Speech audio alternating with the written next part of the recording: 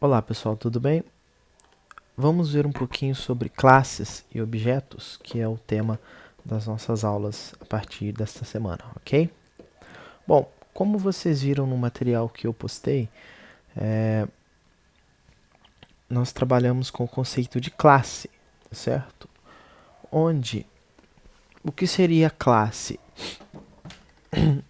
A gente faz um determinado código, né, em PHP, vamos dizer assim, e vamos supor que esse código a gente possa reaproveitá-lo para várias atividades, como por exemplo, eu posso criar um código que conecte em um banco de dados. E toda vez que eu quero conectar ao banco de dados, eu desejo utilizar esse código, certo? Seria mais ou menos o conceito de função que a gente já viu, só que é uma coisa mais aprimorada. A gente vai ver por quê. Tá? Um outro exemplo, vamos imaginar um cenário aí muito comum, um cenário bancário, ok? Eu posso ter uma função, uma classe geral, que por exemplo seria a minha conta bancária.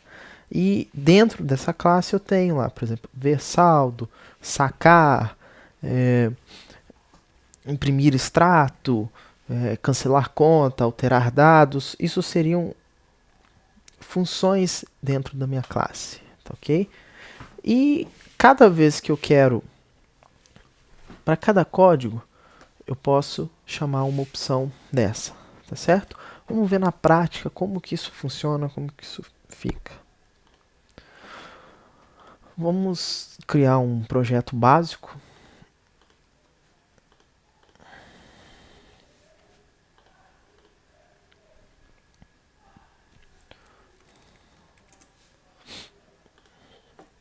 Ok. Tenho aqui no meu index, eu vou criar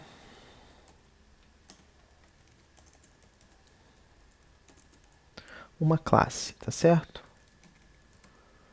Quando eu vou criando, é essa sintaxe. Class, o nome da classe. Então, por exemplo, vamos chamar aqui classe dados, certo? A primeira opção da classe, aqui o NetBeans já trouxe, né? A gente observa aqui, são os construtores.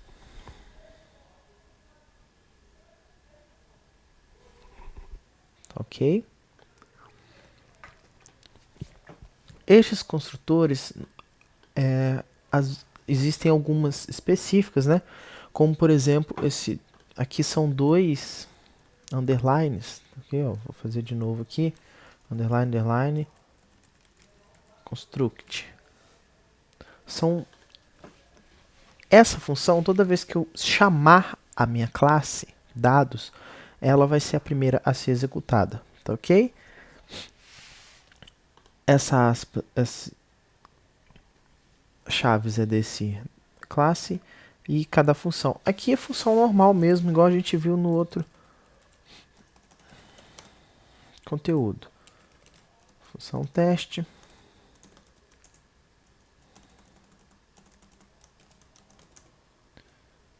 Ok? E aqui dentro eu coloco o meu código. Como funciona isso? Vamos supor, antes disso, né, a gente sempre trabalha com variáveis dentro das nossas classes. O conteúdo que a gente identificou aqui. Ok? Então, nesse caso, é o único caso no PHP onde a gente declara a palavrinha var. Vocês já devem ter visto, talvez aí em Delphi, em Pascal, alguma coisa assim, que faz esse tipo de declaração. Então, vamos lá. Vou colocar aqui alguma coisa nome, certo? Essas variáveis são variáveis da classe. Daqui a pouco a gente vai entender direitinho. Idade. Ok? Eu, normalmente, o que eu faço? Essas variáveis que eu trabalho dentro de classes, eu coloco um underline antes, só para identificar, ok? Como se fosse um padrão adotado, tá? Para ficar mais prático de compreender, ok? mostrar para vocês uma classe já pronta, que a gente vai trabalhar ela depois, uma classe de conexão a bancos de dados que eu tenho. É uma classe que se chama classe conexão DB, ok? E ela tem algumas variáveis. Nós vamos trabalhar basicamente em cima dessa classe aqui, porque o próximo tópico nosso, que vai ser banco de dados, eles trabalham em cima. A gente vai trabalhar o banco de dados orientado a objeto, tá ok? Tem algumas classes e eu posso setar. Vocês observarem aqui, por enquanto está só o var, né? Eu já vou explicar. A gente pode setar alguns privilégios de classe, de variáveis. Então, por exemplo, esses privilégios podem ser public ou private.